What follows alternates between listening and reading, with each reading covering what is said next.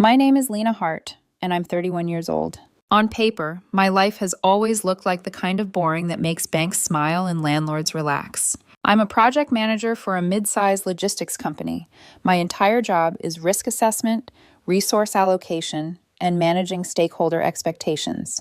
You identify a potential problem, you analyze its impact, and you execute a mitigation strategy. It's logical, it's clean. The chaos lives on whiteboards and spreadsheets where I can pin it down.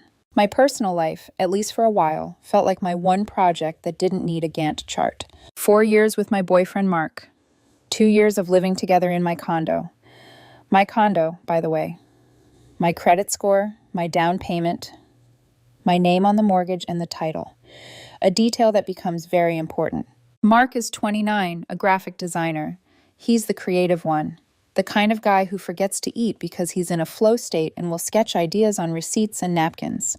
He leaves coffee mugs in strange places, wears mismatched socks, and once called my color-coded pantry tyranny, but in pastel. He said it with a grin and then kissed my forehead, so I let it slide. I thought we balanced each other. My structure, his spontaneity, my spreadsheets, his sketches.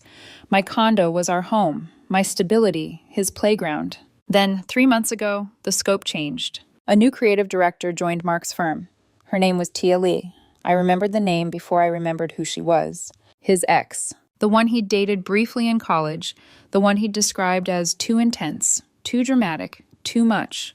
It had always sounded like a story he told himself to feel better about how messy it ended. Now she was back in his life, only this time with a senior title and a corner office. Suddenly, Mark was working late 3 nights a week. Suddenly, he had brainstorming sessions that required dim lighting and wine. His phone, which used to live face up on the coffee table, started living face down or in his back pocket. He came home smelling like perfume I didn't own and wearing a smile like he knew a joke I hadn't been told yet. I'm not stupid. I manage million-dollar timelines. I know when something is off. But I also know better than to blow up a project without data. "Hey, babe," Mark said one Thursday night, breezing into the condo at almost 11, cheeks flushed, hair a little too perfectly tousled. "Tia and I had the best breakthrough on the new campaign. You are going to die when you see these comps." "That's great," I said, my voice flat enough to iron clothes on. "Did you also have a breakthrough on how to tell me you've been sleeping with her?" The color drained from his face so fast it was almost impressive. There it was, the data point. His eyes flicked to the coffee table, where his laptop sat, still open, screen glowing. I'd come home early, heard the ping of a message, and, out of habit, glanced over. It wasn't creative direction. It was graphic, explicit messages, photos, plans. Not just, "I can't keep my hands off you," but, "When we move in together, and Lena will come around." My stomach had turned to wet cement. Mark's panic lasted 1 second. Then his expression snapped into something else, annoyance, like I'd turned the lights on at a party. "Lena, don't be so dramatic," he sighed, dropping his keys into the bowl by the door like we were having a normal conversation about overcooked pasta. "You read my private messages?" "Dramatic?" I repeated. "I saw the messages. You're cheating on me with your ex." He crossed his arms, defense mode activated. "Okay, see, this is exactly why I didn't know how to tell you. You're so traditional." Traditional, like it was slur. "Traditional for expecting my boyfriend of 4 years not to sleep with his boss/ex?" I asked. "It's not cheating," he said. "That condescending calm salespeople use when they're trying to upsell you something you didn't order. It's polyamory." I just stared at him. "I've been doing a lot of reading," he went on, warming to his script. "Tia and I, we're partners. But that doesn't take away from what we have. You're my anchor partner, Lena. You're home. She's passion, creative energy. It adds. It doesn't subtract." "You're polyamorous," I repeated slowly. "Yes," he said, relieved, like I'd finally found the right checkbox on his form. "Finally, exactly. This is who I am. If you love me, you'll be open-minded. Monogamy is so possessive. This is the new, enlightened way." There was a ringing in my ears. I looked at him, really looked at him. The man I'd thought I knew was gone. In his place was this incredibly entitled stranger who had cheated on me with his ex and was now trying to rebrand the entire thing as a lifestyle upgrade. He wanted to keep my condo, my stability, my half of the bills, my emotional labor, and he wanted his creative energy on the side, All I had to do was evolve. Project risk identified. Not anger, not yet, just clarity. Risk. Mark is a manipulative, entitled cheater. Goal. Terminate the relationship with maximum efficiency and protect my assets. Mitigation strategy. Malicious compliance. Wow, I said, running a hand through my hair like I was overwhelmed but intrigued. Polyamory. I never really considered that. His whole face lit up, smug and triumphant. I know, it's a lot. But look, I'll send you some links. There are forums, even meetups. You just have to learn the language. Once you get it, you'll see it's beautiful. You're right, I said, softening my voice, letting my eyes go slightly unfocused. I don't want to be close-minded. I'm willing to learn. For us. He beamed. God, Lena, I knew you'd get there. This is going to make us stronger. Look, I'm going to Tia's tonight. We already had plans. But you do some research. We'll talk tomorrow. We can start building our new open life. He kissed my cheek, grabbed an overnight bag I hadn't noticed by the door, and practically skipped out. I sat in the silence and counted my breaths. 10 minutes later, I picked up my phone and opened the link he'd texted, a local polyamory meetup, happening the next night in a church basement. Perfect. Then I scrolled to a different name, Zara. Zara Price had been my best friend in college. She's now a regional theater director, a brilliant, sharp, terrifyingly good actress who gets bored easily and loves chaos as long as she's not the one bleeding from it. My text. Hey Z, weird question. How do you feel about enlightened polyamory? And are you free tomorrow night for a starring role in a one-act play titled My Sister Wife? Her reply came 30 seconds later. I am deeply intrigued and absolutely free. Send me the script. The next evening, I went to the meetup. Fluorescent lights, folding chairs, a table of grocery store cookies, earnest people talking about compersion, the feeling of joy when you see your partner happy with someone else. Kitchen table poly, where everyone hangs out together. Radical honesty and full transparency. I listened. I took mental notes. I wasn't there to pick anyone up. I was there to become fluent in the language Mark and Tia were using to gaslight me. Make sure you're centering equality, one woman said, gesturing with her reusable water bottle. If everyone doesn't have the same freedom, it's not ethical, it's just selfishness in disguise. I almost laughed out loud. After the meetup, Zara met me at a bar nearby. She swept into the booth like she was making an entrance on stage, red lipstick sharp, eyes alight. So, she said, sipping her drink, give me the director's cut. I laid it all out. Mark, Tia, the messages, the speech about anchor partners and passion, the meetup. So he's not poly, Zara summarized. He's just a garden variety cheater who found a new word. Exactly, I said. And he wants to keep my condo and my stability while he plays bohemian with his ex. Zara leaned back, smiling slowly. It was a little terrifying. Oh, Lena, this is delicious. She tapped her glass against mine. He wants polyamory? Fine. Let's give him polyamory, radical honesty, full transparency, perfect equality. That's the idea, I said. He wants a kitchen table? We'll bring a full banquet, she finished. We spent an hour crafting the performance. Zara as my new partner, fully committed to the bit, armed with every buzzword and concept I'd picked up at the meetup. My job, stay calm, stay literal, and never raise my voice. The show was set for Friday night at my condo, the one with my name on the deed and Mark's toothbrush still in the bathroom. Demolition was scheduled. Friday night, I set the stage. Literally. I cleaned the condo like it was going to be photographed for a listing. Counters wiped, pillows fluffed, mail stacked neatly. I lit one candle, just one, on the coffee table. Soft light, calm space, no chaos. Nothing Mark could point to later and say, see, you were already losing it. My laptop sat closed on the shelf. His stayed where he'd left it on the side table, charger plugged in, a reminder that everything here had defaulted to mine the moment he chose to build passion somewhere else. At 6:45 p.m., I got a text from him. On my way, Tia says hi. She's so proud of us for trying this. Of course she was. I stared at the message for a second, then locked my phone and set it face down. That had become his habit. It felt right to borrow it for one night. At 7:02, the front door opened. Lena? Mark called, his voice bright and casual. He walked in wearing his good jeans and the thin black t-shirt that made his arms look better than they actually were. He smelled like expensive perfume and printer ink. There's my enlightened queen, he said, leaning over the back of the couch to kiss my cheek. How's my anchor doing? Researching, I said, gesturing to a stack of printed articles on the coffee table. All stuff he'd sent me. It's eye-opening. He grinned, genuinely pleased. See, I told you, once you get past the jealousy programming, it's just more love, more honesty. I hummed. More something. He missed the edge in my voice. So, he said, dropping onto the other end of the couch. Talk to me. Where's your head at? Any questions I can answer? I want you to feel safe in this. I almost laughed. It's a lot to take in, I said, but I think I'm starting to get it. Radical honesty, full transparency, equality. He lit up like a child who'd been praised for using a big word correctly. Exactly. That's beautiful, babe. See, I knew you'd understand. It's not scary, right? It's just better. So honest, I said. And I'm really glad you're so open-minded too, Mark, because I need to be radically honest with you. He nodded solemnly. Of course, that's the rule. We're tearing down old patterns. The doorbell rang. Mark frowned. Are we expecting someone? I am, I said. Well, we are. He blinked.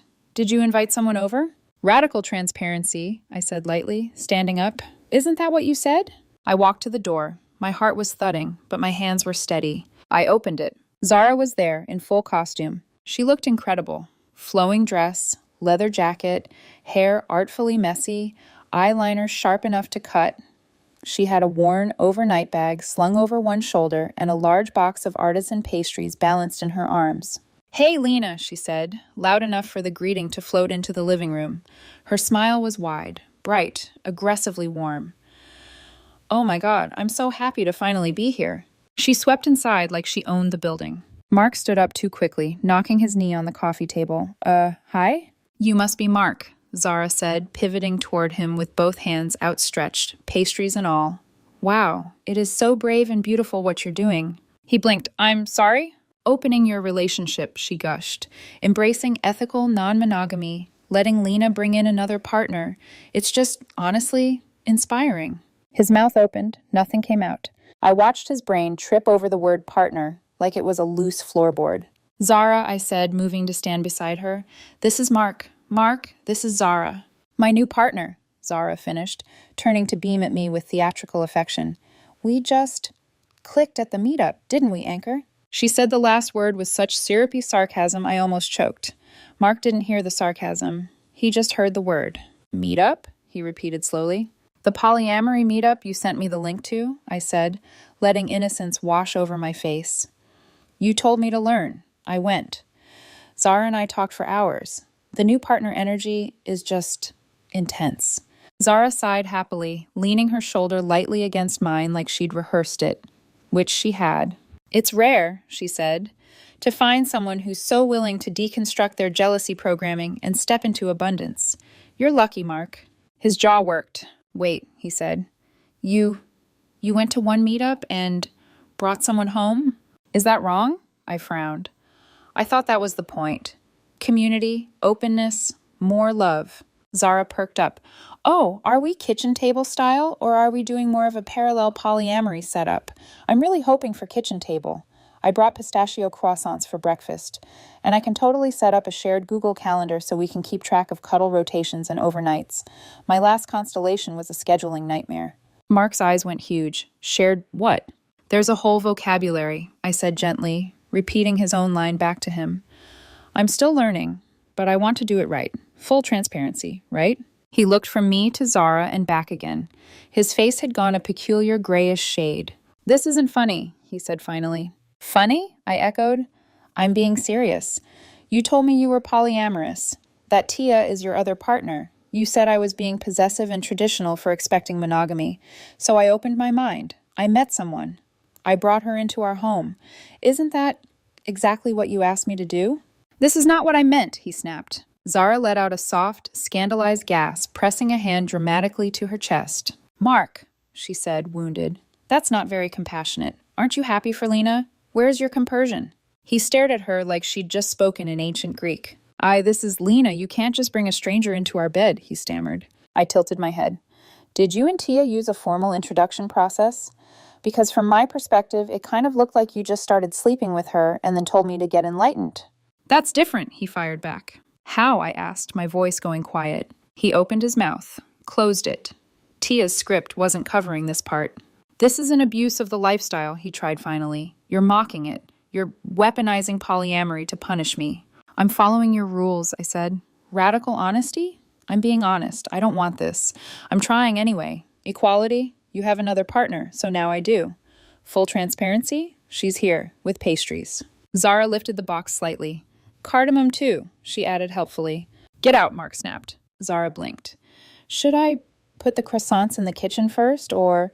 Not you, he snarled. Her. Lena, tell her to leave. I folded my arms. No. He stared like he'd misheard me. This is my condo, I said, keeping my tone perfectly even. My name is on the mortgage and the title. You're my long-term guest. Zara is my invited guest. I'm not kicking her out because you don't like the way equality feels on your skin. His composure cracked all at once. You're doing this to hurt me, he hissed. You don't want her. You're straight, Lena. You're not even interested in women. Zara raised her eyebrows. We had not rehearsed that line. That one was all him. You're right, I said calmly. I'm straight. Zara and I are not actually in a romantic relationship. We're acting out the scenario you insisted was enlightened and inevitable, and you still can't handle it. His eyes went wild. So you're faking this? You mean like you fake equality while keeping all the benefits? I asked. No, I'd say this is a very honest demonstration of how your lifestyle actually works when the rules apply to everyone. You twisted it, he said, almost spitting. You made a joke out of it. Zara's smile vanished. Wow, she said softly. So when you get to sleep with your ex while your girlfriend pays half your mortgage, that's enlightenment. But when she brings home one partner for one night, it's a joke? He pointed at her. You stay out of this. This is between us. Zara shrugged. Hey, I'm just here for the cuddle schedule and complex emotional dynamics. You're the one who signed up for radical honesty. Stop saying that, he snapped. We stood there in the living room, the candle flickering between us like the world's tiniest spotlight. I could see him finally, fully understanding what he'd done, not because of the cheating, but because he'd lost control of the narrative. Tia is my partner, he said, sounding desperate now. We've been building something. She understands me. And I don't? I asked quietly. He faltered. You're my home, he said, my anchor. You're not supposed to, you're supposed to be steady. I go, explore. You stay. Ah, there it was. The architecture beneath all his enlightened language. I stay, he wanders. I absorb, he experiences. I maintain, he indulges. That's not polyamory, I said. That's a boat and a dock. He stared at me like I'd slapped him. This isn't how it works, he insisted. I glanced at Zara. Seems like it's working just fine from where I'm standing. Zara smiled, small and sharp. Look, Mark, if this feels so bad to you, maybe, and I know this is radical, you were never polyamorous. Maybe you just wanted to cheat with better branding. Get out, he said again, voice shaking. No, I repeated. Here's what's going to happen. You're going to take a bag, go stay with Tia tonight, since she's your partner, and tomorrow we're going to talk about logistics, guest status, timelines. You don't get to unilaterally change the entire shape of our relationship and then scream when the geometry doesn't flatter you. His eyes flashed. You can't kick me out of my home. It's my home, I said. You're a guest who has violated the terms of the agreement. I'm being polite by giving you a head start. For a second, I thought he might throw something. Instead, he grabbed his keys, his wallet, and his phone and stalked toward the door. You're going to regret this, he said, pausing with his hand on the handle. When you calm down, when you stop being vindictive, you'll see what you're throwing away. I already see it, I said. That's why I'm throwing it away. He slammed the door so hard the candle flickered out. The silence rang in my ears. Zara exhaled, then let out a half laugh, half sob. Holy, that was intense. My hands were shaking. I hadn't realized until that moment how tightly I'd been holding myself together. Are you okay? She asked. I sank onto the couch. No, I said honestly, but it's a start. Zara set the pastries on the table and flopped down beside me. For what it's worth, she murmured, if you ever actually wanted to explore something wild and messy, you could do it with someone who didn't talk like a self-help podcast. I let out a strangled laugh. I think I'm good. I've had enough experimentation for one lifetime. We sat there in the dim, candle smoke air, the echo of slammed door still humming in the walls. Demolition phase initiated. Part 3. The aftermath. When open closes in. 2 weeks later, the condo was quiet. Peaceful even. No Mark's coffee mug half filled and abandoned. No creative playlists bleeding from the Bluetooth speaker. No late-night phone vibrations face down on the counter. Just silence, broken by the hum of the refrigerator and the occasional tick of the clock. For the first time in months, I could hear myself think. Unfortunately, what I mostly thought about was the noise he left behind, on my phone. The text had started the next morning, when he must have woken up in Tia's bed to find the open-mindedness didn't feel so romantic anymore. At first it was indignant. Mark, you made a complete mockery of something beautiful. Mark, you humiliated me in my own home. Mark, you embarrassed Tia in front of her entire creative team when she found out. I hadn't responded. Silence, I decided, would be my new love language. Then came the longer ones. Mark, Lena, what you did wasn't real polyamory. It was punishment disguised as equality. You brought a stranger into our space without even easing me into it. That one made me laugh out loud. Ease him into it? The man had blindsided me with a lifestyle lecture after months of cheating. But sure, let's talk about easing transitions. By day 3, the messages turned philosophical. Mark, you're still trapped in old paradigms. You can't grow if you're ruled by fear. By day 5, they turned angry. Mark, you think this is funny? You'll regret this when you realize no one will ever love you like I did. That one I believed, because what he called love had nothing to do with me. It was all about control, and I wasn't available for it anymore. By day 7, I'd blocked him, but I didn't block Tia. She was too predictable to resist. Tia, you made a fool of him. Tia, you're weaponizing monogamy. Tia, this isn't what polyamory is about. I typed, deleted, then finally sent one message back. Me. You're right, it's not. Neither is cheating with your employee. Then I blocked her too. Peace returned until Sunday. I was bagging up some of Mark's things. Clothes, sketchbooks, the half-broken espresso machine he swore he'd fix. Then came the pounding on the door. I froze, looked through the peephole, and there he was, Mark, with Tia in tow. I opened the door, chain still latched. Lena, Mark said, voice smooth, hands raised like a peace negotiator. We need to clear the air. No, we really don't. Lena, please, he said, this is getting toxic. We need to communicate. You mean I need to listen to you rationalize again? He sighed.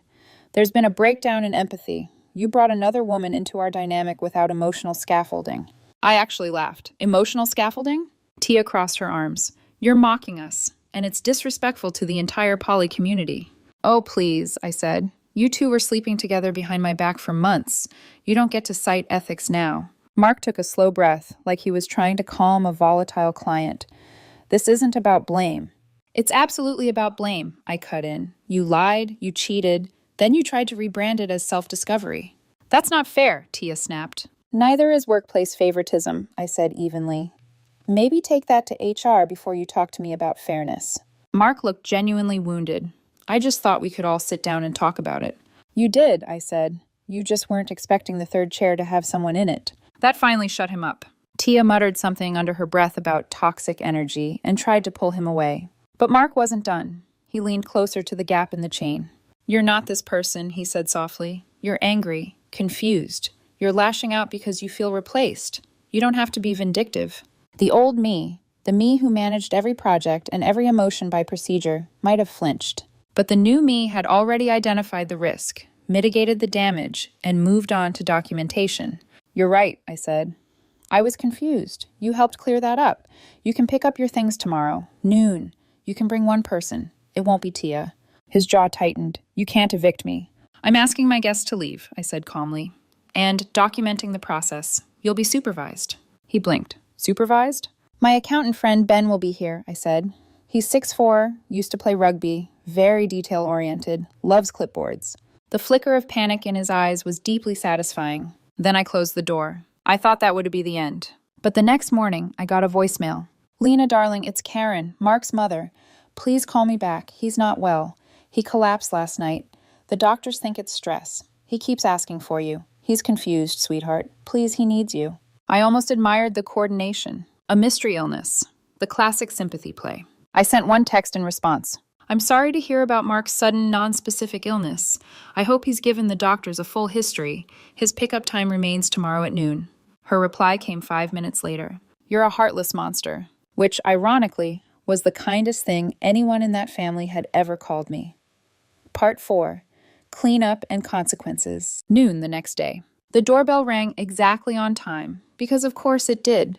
Mark was nothing if not punctual when he thought it might earn him sympathy. When I opened the door, I had to fight the urge to laugh. He was wearing sunglasses indoors, a scarf, and a gray hoodie zipped up to his chin like a tragic poet. His mother, Karen, stood beside him with the energy of someone who'd rehearsed her disapproval in the car mirror. "Lena," she said, her voice trembling with performative heartbreak. "He shouldn't even be out of bed. The doctor said he's fragile." I looked at Mark. "He's standing fine." "I'm dizzy," he murmured, reaching for the wall, like he was auditioning for a Victorian fainting couch. Ben, my friend and witness, cleared his throat behind me.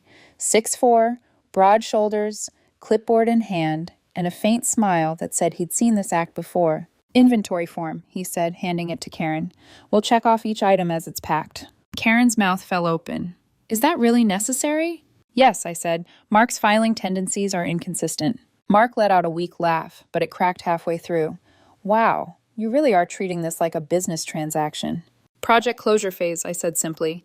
"You prefer structure, right?" He opened his mouth, then closed it again. For the next 20 minutes, they moved slowly through the condo, Mark sighing every few seconds, Karen glaring at me as though grief alone could make me capitulate. Then it happened, the final battle of symbolism. The mugs. 4 artisan ceramic mugs, each representing a season. We'd commissioned them on our 2nd anniversary from a local potter.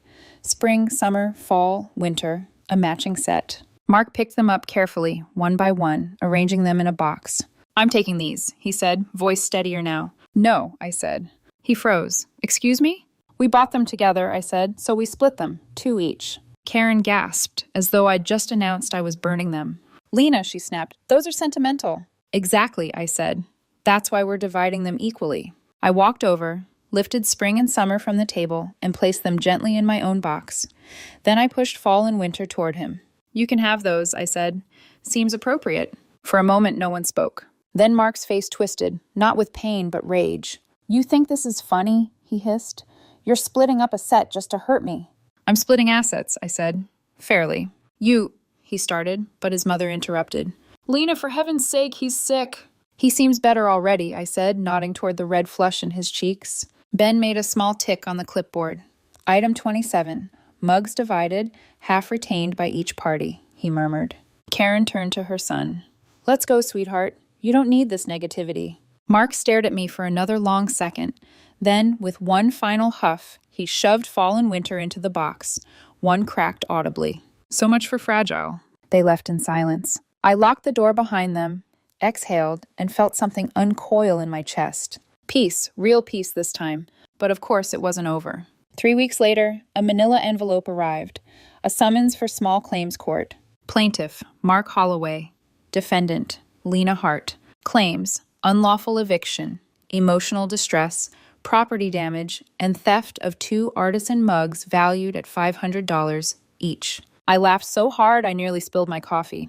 The hearing was held in a cramped municipal courtroom that smelled faintly of copier ink and stale carpet. Mark had come alone. No mother, no scarf, no sunglasses. Just righteous indignation and a stack of papers that looked suspiciously like printed Reddit posts about tenant rights. The judge, a woman in her 60s with sharp glasses and the calm of someone who's seen every kind of nonsense, looked between us. "All right, Mr. Holloway," she said. "You're claiming unlawful eviction and theft?" "Yes, Your Honor," Mark said, voice tight. "She kicked me out of our shared home with no notice, brought another person in to taunt me, and stole valuable property." The judge turned to me. "Miss Hart?" I stood, holding my notes like I was giving a project update. "Your Honor," I said. Mr. Holloway and I were in a 4-year monogamous relationship. On February 12th, he informed me that he had entered a polyamorous relationship with his coworker, Ms. Tia Lee, without my prior knowledge or consent. When I objected, he accused me of being possessive and traditional. I have text messages confirming this. I handed her a printout. She scanned the first few lines. Her eyebrows rose. "You said, quote, 'If you love me, you'll be open-minded and accept that I have another partner.'" Mark fidgeted. That was taken out of context. "Context being," I said, "he wanted to live in my condo, which is solely under my name, while maintaining a separate romantic relationship with his ex. When I reciprocated that arrangement for equality, he objected." The judge's lips twitched. "I see." As for the eviction, I continued, he was never on the lease. I provided him 24 hours' notice to collect his belongings under supervision. He complied. The entire exchange was documented and witnessed. Ben, bless him, was sitting in the back row, giving a polite little wave. And the mugs? The judge asked. Joint purchase, I said. A set of 4, I retained 2, he retained 2, equal division. The judge nodded slowly, then turned to Mark. Mr. Holloway, she said, as I understand polyamory, it involves equal openness between partners. You don't get to be poly while your partner remains monogamous. That's not a legal arrangement. That's just a bad deal for her. Mark opened his mouth, closed it, then muttered, It's more complicated than that. I'm sure it is, the judge said dryly. But legally, you were a guest. She asked you to leave. That's within her rights. Case dismissed. The gavel came down. Mark's face went slack, disbelief giving way to fury. You can't just... The case, the judge said, raising her voice, is dismissed. He kept talking. The bailiff had to gently usher him out. When the door closed behind him, the judge looked at me and said, Ms. Hart, I suggest you invest in a lock change. I already have, I said. She smiled. Smart woman. After the hearing, I heard from a mutual acquaintance that Tia dumped him. Hard. Apparently, she'd called him emotionally regressive for not embracing equality when she wanted an open relationship of her own. Irony is a patient teacher. Mark moved back in with his mother. His stress illness miraculously vanished. Meanwhile, I sold the condo, too many ghosts in those walls, and moved into a sunlit apartment near the water. Zara helped me unpack. We ordered takeout, opened a bottle of wine, and laughed until midnight. At one point, she looked around my new kitchen and said, Feels different here. It is, I said, placing 2 mugs on the open shelf. Spring and summer. New seasons. New project. No more managing anyone else's chaos.